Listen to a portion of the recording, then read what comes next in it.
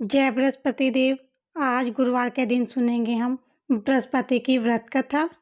भारतवर्ष में एक प्रतापी और दानी राजा राज किया करता था। वह नित्य गरीबों और ब्राह्मणों की सहायता करता, लेकिन उसकी पत्नी को ये सब बातें अच्छी नहीं लगती थी। न वो गरीबों को दान देती और न भगवान का पूजन करती, और राजा को भी दान देने से मना किया करती। एक दिन राजा शिकार खेलने वन गए हुए थे तो रानी महल में अकेली थी। उसी समय बृहस्पति देव साधु वेश में राजा के महल में भिक्षा लेने के लिए गए और भिक्षा मांगी। रानी ने भिक्षा देने से इनकार कर दिया और कहा, हे साधु महाराज, मैं तो दान पुण्य से तंग आ गई हूँ। मेरे पति सारा दिन धन लुटाते रहते हैं। मेरी इच्छा है कि हमारे ये धन नष्ट हो जाए, फिर ना रहेगा बांस और ना बजेगी बांसुरी। साधु ने कहा, देवी तुम तो बड़े विचित्र हो।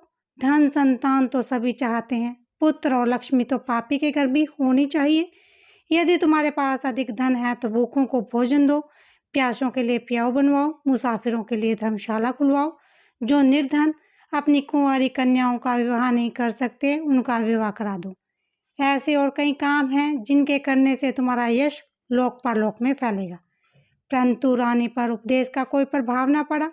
वो बोली, महाराज आप मुझे कुछ न समझाएं, मैं ऐसा धन नहीं चाहती जो हर जगह बांटती फिरूं।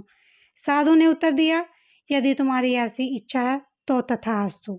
तुम ऐसा करना कि बृहस्पतिवार को घर लीप कर पीली मिट्टी से अपना सिर धोकर स्नान करना, भट्टी चढ़ाकर कपड़े धोना।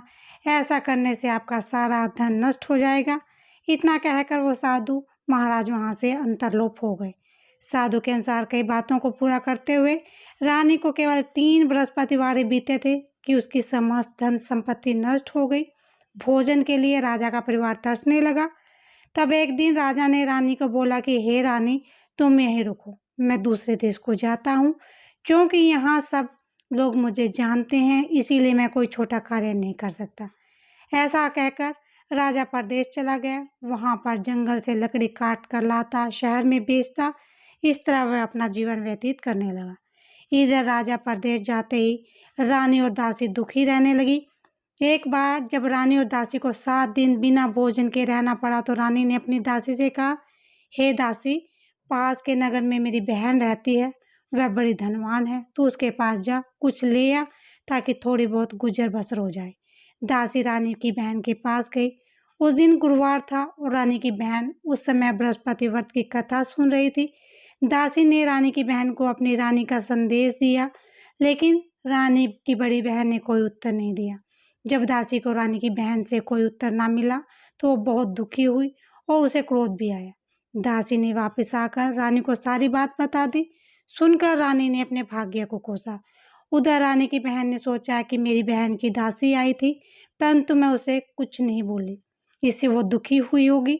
कथा सुनकर और पूजन समाप्त करके वह अपनी बहन के घर आई और कहने लगी, हे बहन, मैं बृहस्पतिवार की व्रत कर रही थी, तुम्हारी दासी मेरे घर आई थी, परंतु जब तक कथा होती है तब तक ना उठते हैं और ना ही बोलते हैं, इसीलिए मैंने कुछ नहीं बोली। कहो दासी क्यों आई थी?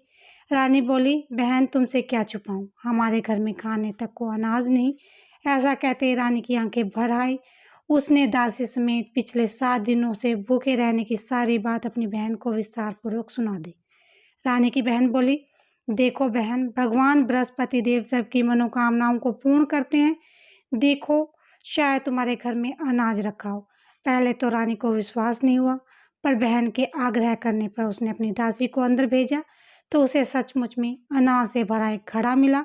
यह देखकर दासी को बड़ी हैरानी हुई। दासी रानी से कहने लगी, हे रानी, जब हमको भोजन नहीं मिलता तो हम व्रत ही तो करते हैं, इसीलिए क्यों न इससे व्रत और कथा विधि पूछ ली जाए ताकि हम भी व्रत कर सकें। रानी ने अपनी बहन से बृहस्पतिवार व्रत के बारे में पूछा। उसकी बहन ने बताया, बृहस्पतिवार के व्रत में चने की दाल मुनक्के से विष्णु भगवान का केले की जड़ में पूजन करें तथा दीपक जलाएं, व्रत कथा सुने, पीला भोजन ही करें, इससे बृहस्पति देव प्रसन्न होते हैं। व्रत और पूजा विधि बताकर रानी की बहन अपने घर को लौट गई। 7 दिन के बाद जब गुरुवार आया तो रानी और दासी ने व्रत रखा। गुड़साल में जाकर चना और गुड़ लेकर आई, फिर उससे केले की जड़ तथा विष्णु भगवान का पूजन किया। अब पीला भोजन कहाँ से आए, इस बात को लेकर दोनों बहुत दुखी थी। उन्होंने व्रत रखा था, इसीलिए बृहस्पति देव उनसे प्रसन्न थे। वे एक साधारण व्यक्ति का रूप धारण करके 2 थालों में सुंदर पीला भोजन दासी को दे गए।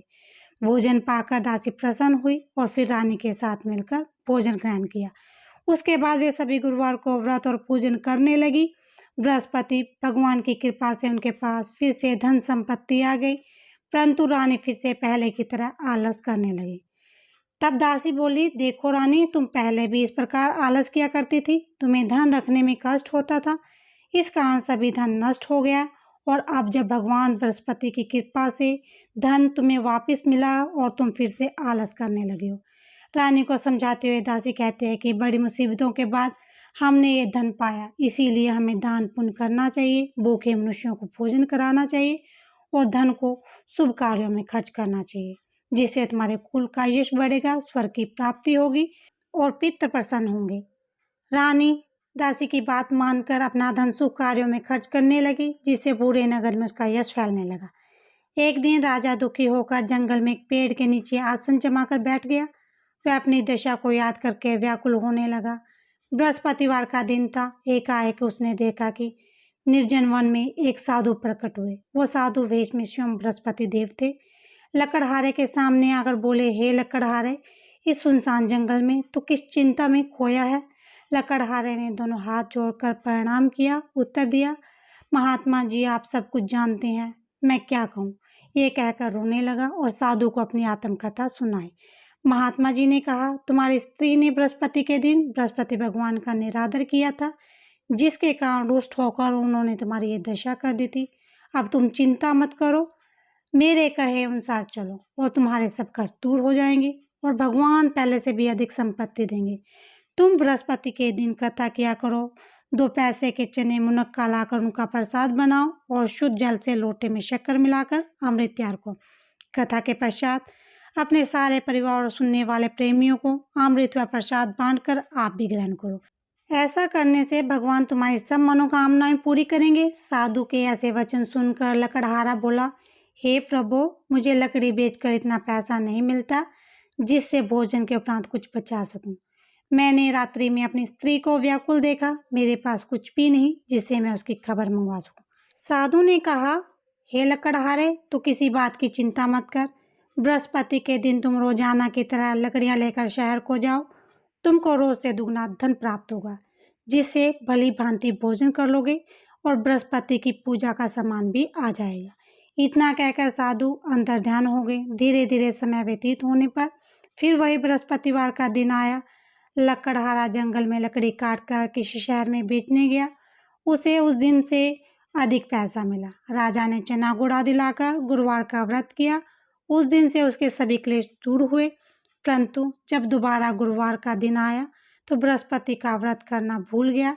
इस कारण बृहस्पति भगवान नाराज हो गए। उस दिन उस नगर के राजा ने विशाल यज्ञ का आयोजन किया था। शहर में यह घोषणा कर दी थी, कोई भी मनुष्य अपने घर में भोजन न बनावे और न ही आग जलावे। समस्त जनता मेरे यहाँ भोजन करने आवे। इस आज्ञा को जो न माने उसे फांसी की सजा दी जाएगी। इस तरह की घोषणा संपूर्ण नगर में करवा दी गई। राजा की आज्ञा अनुसार शहर के सभी लोग भोजन करने गए, लेकिन लकड़हारा कुछ देर से पहुंचा, इसीलिए राजा उसको अपने साथ घर ले गए और ले जाकर भोजन करा रहे थे तो रानी की दृष्टि उस खूंटी पर पड़ी जिस पर उसका हार लटका हुआ था। वो वहां पर दिखाई नहीं दिया। रानी ने निश्चय किया कि मेरा हार इस मनुष्य ने चुरा लिया है। उसी समय सिपाहियों को बुलाकर उसको कारागार में डलवा दिया। जब लकड़हारा कारागार में पड़ गया और बहुत दुखी होकर विचार करने लगा कि न जाने कौन से पूर्वजन्मों के कर्म से मुझे ये दुख प्राप्त हुआ, और उसी साधु को याद करने लगा जो उसे जंगल में मिला था।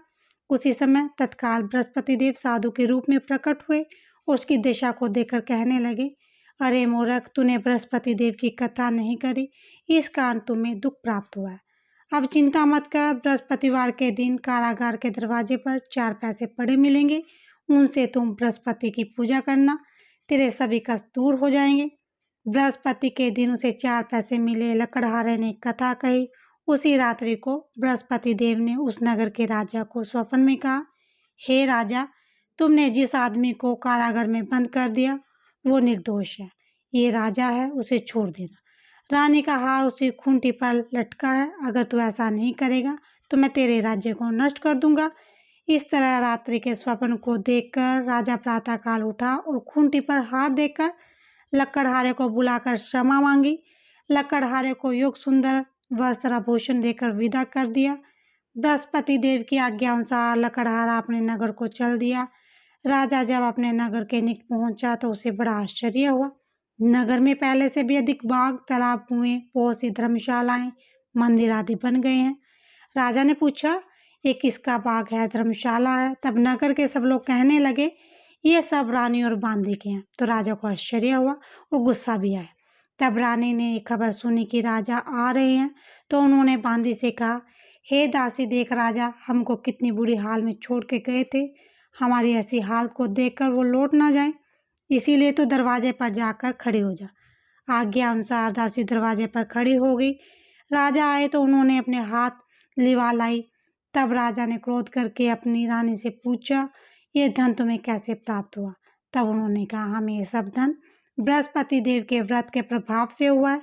राजा ने निश्चय किया कि 7 रोज तो सभी बृहस्पति का पूजन करते हैं, परंतु मैं प्रतिदिन दिन में 3 बार कहानी तथा रोज व्रत किया करूँगा।